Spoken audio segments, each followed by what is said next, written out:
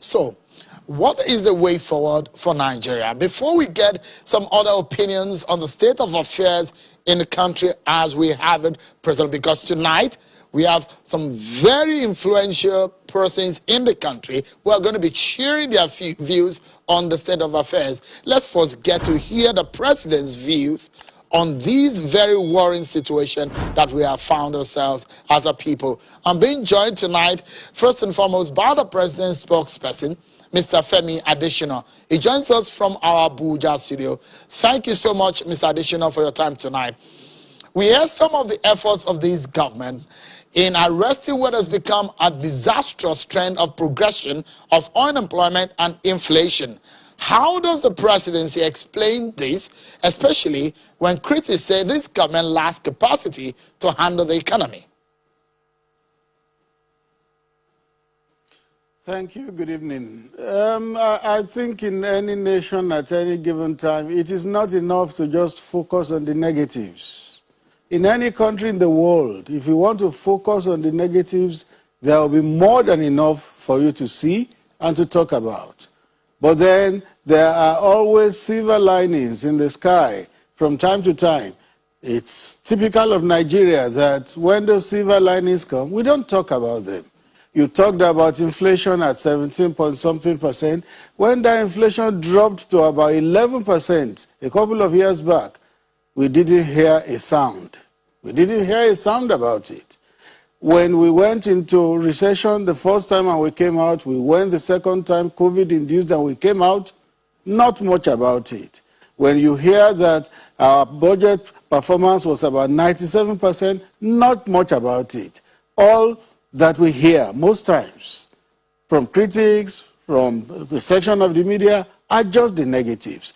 The truth is that in any country in the world, if you want to focus on the negatives, you will have more than enough to chew. So let's realize that in Nigeria, there are positives. In economy, in security, in all spheres of life, there are positives. It depends on the one we want to focus on.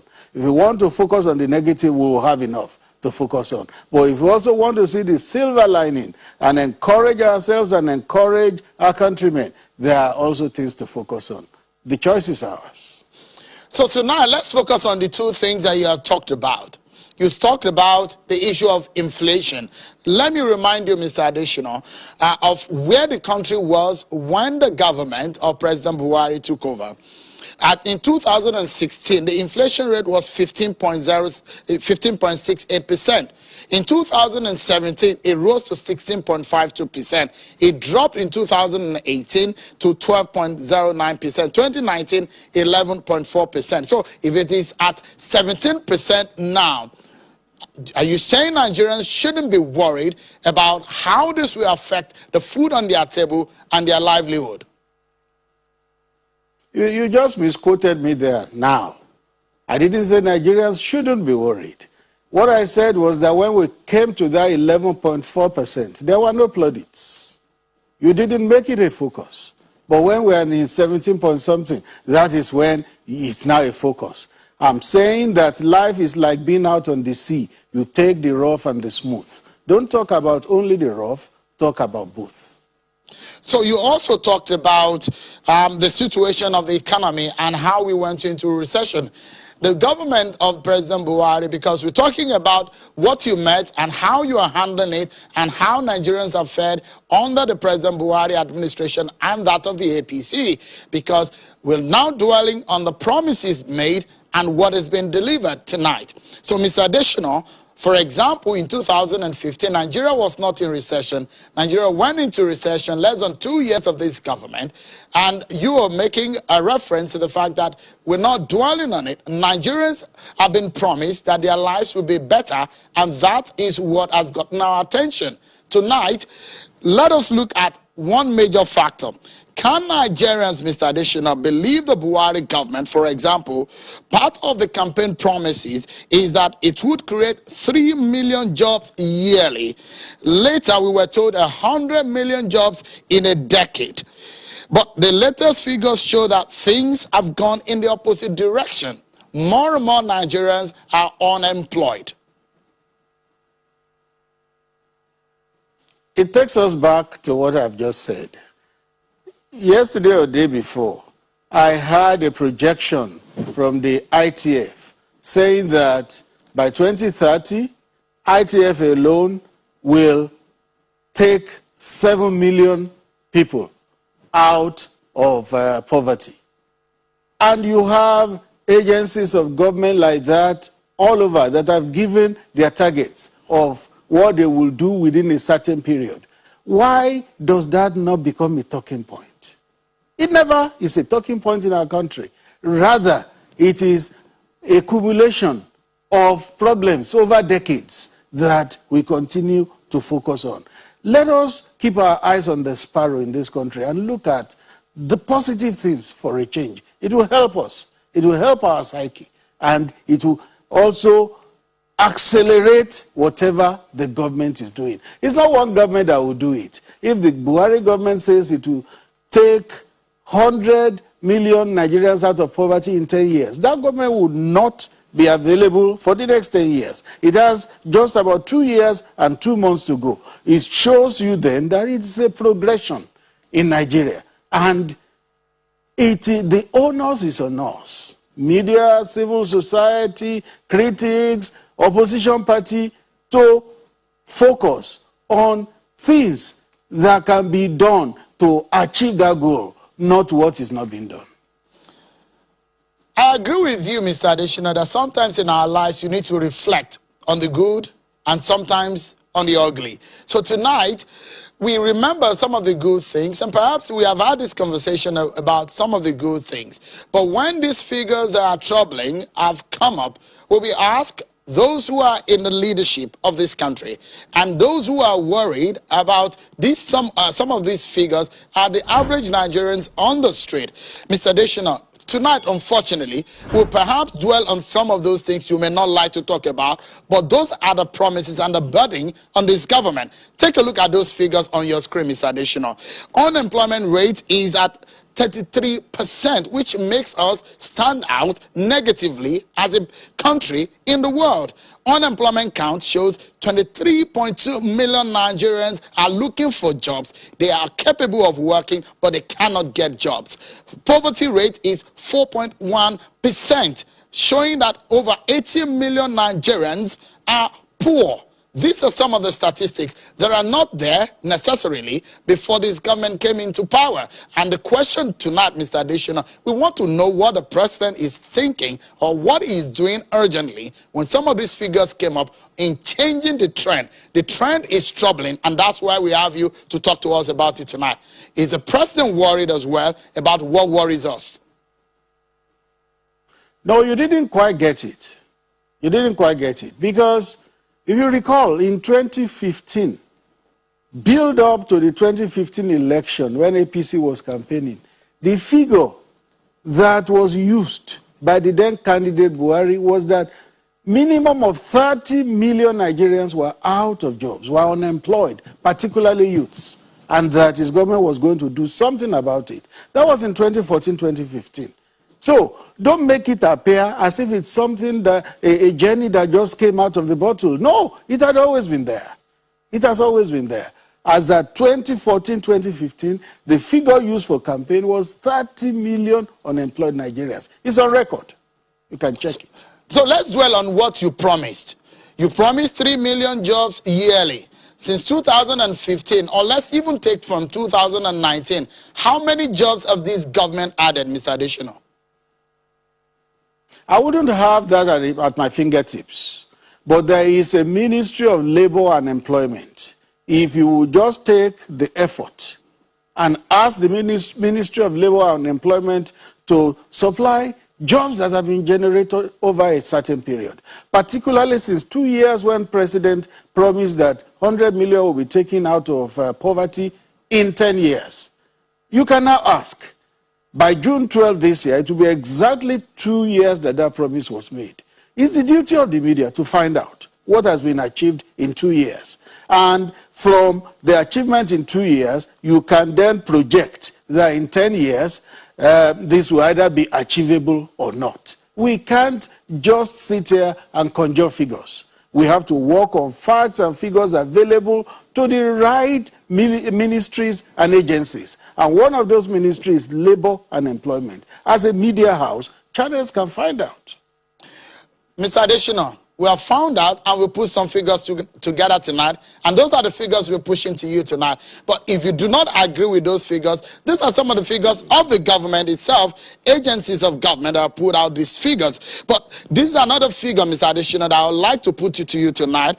At the presidential rally, candidate Buhari at the time promised that he would ensure that the naira was equal to the dollar in value if he was voted into office. At the time, he said the official value of naira is almost that it was going to reduce the value of the naira to the dollar. But now we've had almost a double of that from 2015 to now. The question is, what is the president doing in keeping to that promise also? That is another fact, isn't it, Mr. Additional? But what he just said, Sheung, does not exist. It is fake, it is false, it is apocryphal. It doesn't exist. And the Minister of Information, Alhaji Lai Mohammed, has debunked that before. It doesn't exist. It was never said.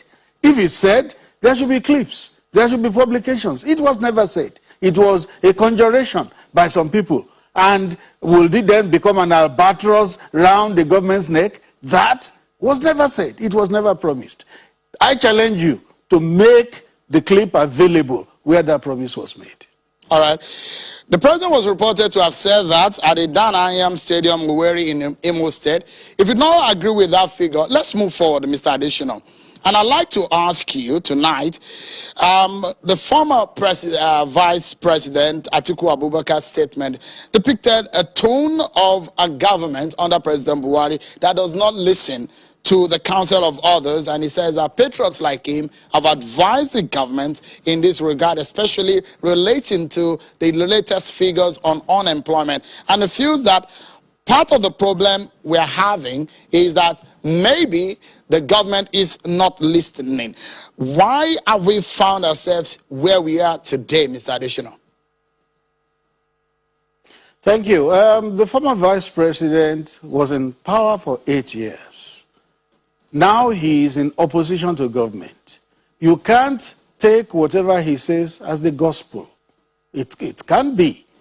The question is, when former Vice President Atiku Abubakar was in government with President Olusegun Obasanjo, where did they take the country to? Where did they leave the country? There are clips I've seen myself on social media where he was saying some things they promised to do, particularly on power. Some people collected so trillion and didn't deliver.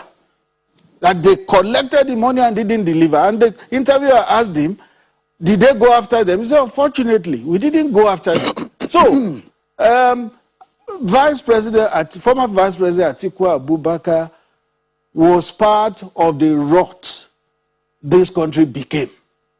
So he can't exculpate himself. He can't begin to sit in judgment over anybody. He played his part for 8 years, and they left the country where they left it. He can't claim, he can't, like Pontius Pilate, begin to wash his hands clean of what Nigeria has become. So invariably, the presidency will not listen to a Vice President Atiku in this regard. That's not what I said. The president will always listen to what is well-founded. Anything that is well-founded, anything that is not born out of negative politicking, the presidency will always listen. Isolate the good things, isolate the ones that are well-founded, and utilize them. But anything that is based on pull him down, anything that is based on negative politicking, will just be the opinion of the person that has said it. He will have a right to it, but nobody is compelled to then listen to him. So, does the latest figures on the MBS give the president some kind of concern and perhaps headache because it's worrying? Some things that could easily spark or push him to urgent action. The current situation and trends of unemployment has been compared to the Great Depression of the 1930s by former Deputy Governor of the Central Bank, Dr. Obadiah Melafia. And he said, considering the figures and economic indices, is reported to have said that situation led to a lot of troubles where people even committed suicide. Is it worrying for the president? And what is the president saying about these latest figures from the MBS, where it's been compared to the Great Depression, where people committed suicide? Well, you have a knack for bringing up people that carry bile in their hearts against their own country. The person you have just quoted, we know his position. We know untruths he has said about the situation in the country. And when they will call him to come and explain, he will start shouting persecution. You have a knack for bringing up those people. There are also other people who can isolate these issues dispassionately, without bile, without hatred, unlike that man you have mentioned. Then, talking of depression and all that, did you also see the statistics that Britain has had its worst economic performance in 200 years? Did you see the report that Britain has borrowed more than ever in the country's history because of challenges, because of pandemic, which is global? Did you see the report of that quarter that Nigeria came out of recession? Did you see the report of other countries? Do you see where they are? Let us cut some slack, give Nigeria some credit. Cut Nigeria some slack on these things. We are making progress. It may be slow, slower than we want, but things are looking up. It's not all gloomy, as you said. Then coming to the MBS report. Yes, MBS is an agency of government. Is it not to the credit of this administration that it never tampers with the MBS statistics? It never tries to muzzle MBS. Whatever MBS has found, it releases. And government takes it in good faith and uses it to work. But let me tell you, it is a global phenomenon and not peculiar to Nigeria. Mr. Femi Adesina, spokesperson to the President Muhammadu Buhari, thank you so much. We love our country. I'm a lover of this country, and I will not stop loving Nigeria. But as a journalist, we will keep asking the questions. And thank you so much for your time tonight on the program.